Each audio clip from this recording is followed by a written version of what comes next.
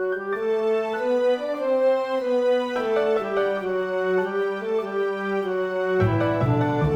is Pennsylvania Inside Out Issues on WPSU TV. Here's tonight's host, Patty Satalia. Good evening and welcome to Pennsylvania Inside Out Issues. I'm Patty Satalia. There are more than 54 million Americans with disabilities. Considered the nation's largest minority group, they are only half as likely as other Americans to be employed and more than twice as likely to live in poverty. While the situation for those with disabilities has improved markedly since the disabilities rights movement began in the late 1960s and again after passage of the Americans with Disabilities Act in 1990, there is still, according to tonight's guest, much to be done. Dr. Michael Berube is the Paterno Family Professor of Literature in the Department of English and co-director of Penn State's Disability Studies Program. The father of a 15-year-old son with Down syndrome, Dr. Berube is one of the nation's most ardent advocates for disability rights. Thanks so much for joining us. Thanks for having me. As I said, the ADA in 1990, which mandated things like curb cuts and wheelchair ramps and kneeling buses, did undeniably improve the physical environment for those with disabilities. But what impact has it had on our attitudes? Well, I think it's hard to say whether the ADA itself had a broad impact. I will say a couple of things in favor of it, not only because of the curb cuts and kneeling buses, but also because it's really an extraordinary kind of employment law. It creates affirmative requirements for employers to make accommodations for employees, and that's nowhere else in labor law. In fact, it's so radical in some ways that the courts have had to pare it back. And that's one of the reasons that employers have won about 96–97% of the cases under the ADA.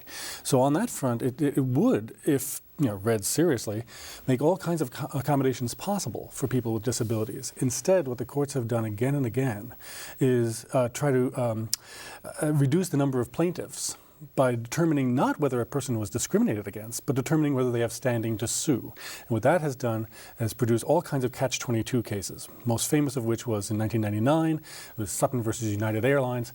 They decided that so-and-so, the Sutton sisters, who wanted to become airline pilots, they were too disabled to fly airplanes, but not disabled enough to sue under the ADA.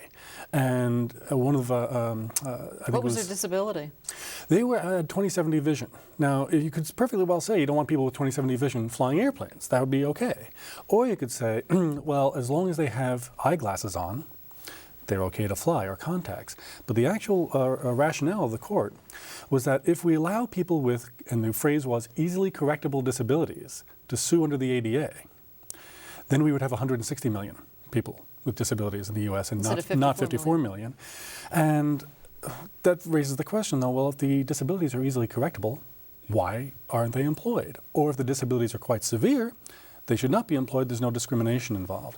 Instead, the court looked for the most narrow reasoning possible, just to make sure that people couldn't possibly have standing to sue under the ADA. So I think it's been a very mixed law. Its implications are quite hopeful. And I think that it has done a lot to change the physical access of people with disabilities to various buildings and cityscapes they didn't have before. But I do think at the same time that over the last 2 decades, the cultural attitudes toward people with disabilities have changed significantly. The law that has made a profound impact is Individuals with Disabilities Education Act, or IDEAS of 1975, which states that children with disabilities have the right to, quote, a free and appropriate public education in the least restrictive environment. And in your case, it meant full inclusion for your now 15-year-old son, Jamie, through at least to the 7th grade in normal education. Yeah, in fact, I think one of the ways that's changed the world is that it has given at least this generation of public school students the expectation that people with disabilities would be in their own classes. They consider that normal. They consider segregated classrooms, the special ed classrooms of the 60s and 70s, to be other than the norm. Now, the question remains, having tried integration and inclusion in public school, will we carry that forward to imagine it in the workplace, which is where the ADA is supposed to pick up the slack? But I think one of the things that one of the reasons these laws have such mixed effect. The IDEA has effects that are relatively invisible unless you have a kid in public school, or unless, like me, you have a kid with disabilities in public school. Then it's your very lifeblood, and then you fill out every year an individualized education program for your child, and you work with the teachers and the aides and so forth. But other than that, the disability rights movement, hasn't had the same sort of public visibility, for obvious reasons, as civil rights movement or the women's movement. And so when the ADA was passed in 1990, much more famous law than the IDEA, a lot of people thought it sort of came out of nowhere. Meanwhile, the IDEA had been doing all this work on the ground, so to speak, for 15 years prior to that. What do you see as the current most critical needs of the disabled? Well, you mentioned it in the intro. I mean, the employment rates are just abysmal. What we have now is a system that is much more humane through the age of 18 or 21 to people with disabilities than anything we've attempted in this country beforehand. There's really in any other decade prior to the 60s, my child would have been institutionalized. And one only can guess how long he would have lived in an institution, and especially for kids with Down syndrome, the infant mortality rate was quite high until the advent of open heart surgery for kids who had heart defects. Which your son did. Briefly, it repaired on its own thanks to some space-age drugs, so he avoided surgery as an infant. But yes, he had a patent ductus arteriosus, a little hole in his heart where no hole should be. And so there were some very tense moments there after he was born. And again, in any other decade, I'm not sure, never mind any other century. So I think on that front, there's a great deal to be hopeful for. On the other hand, when it comes to integrating people with disabilities into public life and into the workplace, we have a long way to go. It's interesting when you talk about disabilities because you write in one of the pieces I read of yours, if you're deaf but fluent in American Sign Language in an environment where everyone uses sign language, then you aren't disabled. So how do you define disability? Well, I'll start with the definition that the disability rights movement, both in the U.S. and the U.K., tend to go with. There are such things as impairments. People have, say, physical or cognitive impairments, but disability is something that results from your interaction with the environment. So you can have a disabling environment, or as some people like to put it, in a world without stairs, wheelchairs really wouldn't be all that much of an impediment. But I think the example of deafness is one of the best examples because, partly because, deafness has been an object of fascination in the West since about the late 18th century. Ever since the idea took hold that the production of speech and the hearing, literally the hearing of the gospel, was essential for being human. So the question was, well, what is the status of the deaf then? And for the late 19th century, right up to, again, the last couple of decades, the consensus was overwhelming, and even Helen Keller participated in that consensus, that sign language was a very, very bad thing because it walled the deaf off from the rest of the human community. And so the overwhelming education for the deaf was oralist. Try to teach them how to lip read and how to speak. And only recently has that contrary attitude taken hold, where actually among themselves, if you're reading, for example, doesn't really matter whether you're deaf. The closed captioning now on television programs, most people think it's a good way to keep track of the score while they're at the bar. They can watch the commentary, but actually it was one of the ways in which to render television less disabling for the deaf.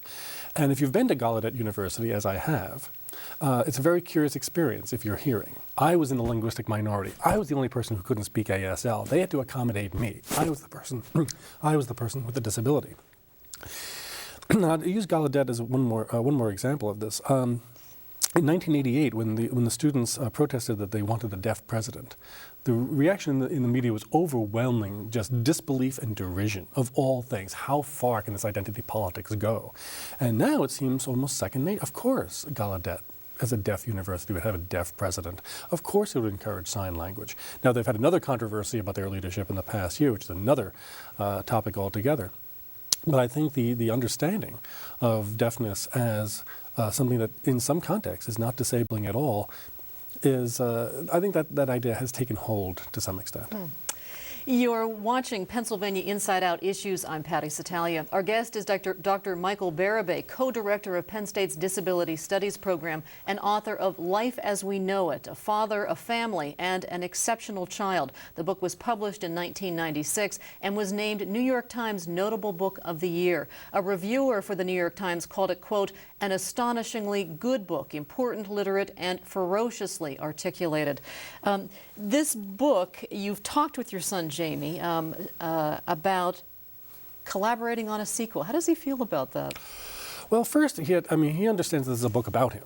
It helps that on the paperback there's a picture of the whole family, and he understands that it's a book about when he was a baby, and when he learned to walk and talk and so forth. And partly as a result of that, and partly as a result of the fact that he has been with me to Down syndrome conferences, he knows that I speak about him, and we worked out last year a little protocol of what I will and won't say about him. We had a conversation about whether I would talk about the day he was sad, and he said, no, it's private. And I said, yep, good enough, it's private, and so we will not talk about it, even here.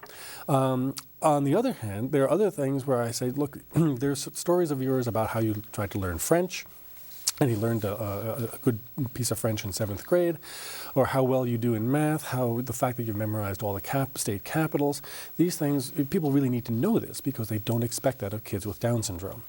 He knows he has Down syndrome. He has been exceptionally disability aware his entire life. He's been integrated with kids in wheelchairs, kids with cerebral palsy, kids with autism, and he's got a really lively intellectual curiosity about this. So he understands the general area in which I work.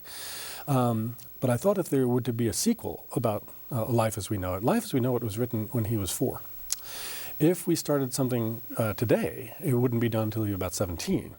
And I thought, even though he doesn't write as fluently as I do, he does understand what's going on, and there is now a positive ethical obligation on my part to inform him. So I thought, well, I'll invite him to contribute, and we'll just talk about what would be in a follow-up book and what might not. And he thinks it's kind of cool. Oh, he thinks everyone knows. He thinks he's famous. There was a period where my wife and I, he called him the mayor. He would just go up and greet people and say, hi, do you remember me? And we had to inform him that if they haven't met you, they can't remember you, and that hi would be sufficient. And now he goes around, he's very gregarious, and he'll say, hi, what's your name? He's always been a very social creature and very likable on that score. He's also very curious about other languages and will ask the people in local restaurants, how do you say hi in Thailand? How do you say hi in Chinese, and so forth. If he happens to be in a Chinese restaurant, for right, or sometimes even when he's not. No, you mentioned the word expectations, and you wrote something that I thought was noteworthy. It might be a good idea for all of us to treat other humans as if we do not know their potential. Well, I think actually that goes back to what we were saying earlier about the definition of disability, because I've heard the objection that, well, it's true that there may be disabling environments, and it's true that the deaf may be, all right as long as they're in a deaf community. But what about conditions like Down syndrome that are indelibly genetic? It's a trisomy 21. It's a chromosomal non-disjunction. It's Jamie is 47 and everyone else is 46. And he learned that in science last year. It was a very curious moment. He learned about genes. He learned about chromosomes. His response was to go, one more. Who knew? And I wondered whether he thought also, that explains a good deal, doesn't it? But he learned about cells. He's still the job he wants, if he can get it, is to work in marine biology. He's just thrilled with sharks and everything. And I would never have expected any of that. Never mind 15 years ago, even 10 years ago. I write in Life as We Know It that Jamie will never distinguish early Beatles from late Beatles. He loves the Beatles, but he'll never get into it in the way that Beatleologists do. Well, I couldn't have been more wrong. He actually knows who's written every single song. He knows the albums by year and month. I think he knows almost the entire catalog except for some really obscure things like the George Harrison B-side, Old Brown Shoe. He knows more of the Beatles than I do at this point. I would never have expected that either. And so my larger point, it's not just about Jamie, is that even in a case where the disability is indelibly genetic, it's biochemical, we still didn't know what to expect. We didn't know what people with Down syndrome could achieve until we tried to fashion a social apparatus in which they would be included. And once they're included in the general mix, then the expectations for their achievements and their behavior change accordingly. And so we don't even know what normal is any longer. Well, it's interesting because you say you always see Jamie as Jamie, but you sometimes wonder how other people see him, and even reflect on what your impressions of were Down syndrome the first time you saw someone with Down syndrome, Sure. in the days when you might have referred to that person as retarded or mongoloid or something of that nature. But one of the things that struck me the most was that you say when you're with him, you're focused on the present. And when you're not with him, you worry for his future, in part, I think, because we've got 54 million Americans with disabilities and the fact that they live in poverty at a higher percentage than others and are less likely to be employed. Talk a little bit about Jamie and his future with this new idea about expectations. Well, let me go back first to Jamie as Jamie. I wrote that, again, when he was 4. Actually, what precipitated it was watching him at a carnival when he was 3 and realizing he wasn't integrating very well with the other kids. And I realized, with a sort of guilty twang, or twinge, that actually when I was a kid, when I saw kids like Jamie in school, of course they were in that segregated classroom. And if there's one thing I thought more than anything else about people with mental retardation, it was that in a way they weren't fully there. They weren't really aware of your awareness of them. And that's quite untrue. And I think, again, the more integration, the more inclusion we have of people with intellectual and cognitive disabilities in public life, the more clear that will become. And there's a very funny recent movie about this ringer, about a character who pretends to be cognitively disabled to work in the Special Olympics. Right. And the people who put that movie together actually worked with Special Olympics and worked with the Down Syndrome Society and used actors with Down syndrome. So I think that movie wouldn't have been made 15 years ago either. But nevertheless, I mean, I don't think that Jamie will be a marine biologist. There are limitations, we just don't know what they are. But he may work with a marine biologist. I was hoping a marine biologist helper, because when he hit a point in his 7th grade science where he said, this is hard. And he was becoming frustrated. Right. I mean, and I wanted to know, when does everyone else who's 12, 13 years old, who's memorizing mitochondria and vacuoles, when do they forget it? Is it all puberty? Because if you ask adults about the various components of a cell, I don't think too many of us would pass these tests either. Nevertheless, I worry about his employment because as dire and as abysmal as the statistics are for people with disabilities, they're even worse for people with cognitive disabilities. And I think there is something of a disability hierarchy. I mean, it's a hierarchy among people who already can be abject in society. So you don't want to speak of, well, the people at the top of the disability hierarchy. But I think when it comes to employment and it comes to integration in public life, people with cognitive disabilities are especially at risk. I want to find out a little bit about the Disability Studies Program, which you co-direct here at Penn State. And I want to first mention that David Horowitz has named you one of America's 101 most dangerous academics. He says liberal professors in America are force-feeding radical left views to impressionable students, but he has not attacked your work with disability studies. And I can't figure out why. Either because there is a cottage industry of attacks, and Horowitz participates in it energetically. Attacks on women's studies, attacks on ethnic studies, attacks on African American studies, and attacks on gay and lesbian studies. And that goes over well with a certain quarter. It's interesting to me that they have not tried to play that same card with disability studies. And I can't decide whether it's because they don't know what disability studies is, or they're just afraid to do it. For now, my money is on the latter, because Horowitz actually did assign one of his minions to comb through my work. It's about 150 essays and some books to find objectionable passages. And I think if you just took random words, you could make a whole mess of objectionable stuff out of my work. But they never touched the work on disability. Where I do go after, whether it's people who believe that there should be no public sector whatsoever, or that we have no obligations to each other outside our immediate families. I take a pretty cold view, a pretty cold look at people who don't believe in the public good in that way. And yet Horowitz has never gone after that, partly because I think he's just flummoxed by it. I think a lot of people are flummoxed by it. Nevertheless, I also think it's possible they don't know what disability studies is, and they don't see, certainly, what disability would have to do with the humanities. When you realize that Well, in our disability studies program, it's run by 2 English professors, which some people find rather strange. And you look for disability in narratives, in stories and movies and all kinds of things, and it's there more than you'd think. Well, the real struggle now is to find out where it's not there. I mean, one of the things sometimes to get people's attention, I asked if they've seen the X-Men movies. It was science fiction, comic book movies. But I said, no, actually the X-Men, if you watch the movies, they're pretty clearly coded as gay, Jewish, gifted kids with disabilities. They throw on all the various markers of difference. But the last X-Men movie, I think, is pretty clear about this. They have the option of integrating and becoming not mutants anymore. And it's sort of like the debate over cochlear implants with the deaf community. And once I realized that, I realized, oh my goodness, what are all these depictions of mutants in science fiction, but imaginings of various forms of other forms of embodiment that also can be disability or actually can be extra ability. From there, it was off to the races. Dumbo, the movie, is clearly about having a child with a disability.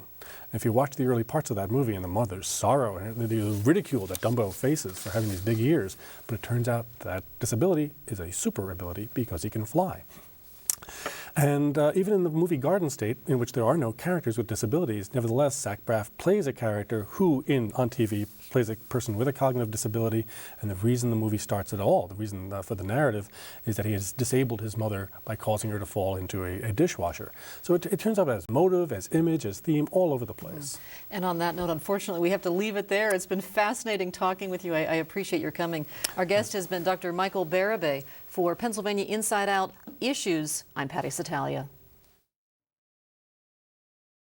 A copy of the program you've just seen can be purchased through Penn State Media Sales at mediasales.psu.edu or by calling 800-770-2111.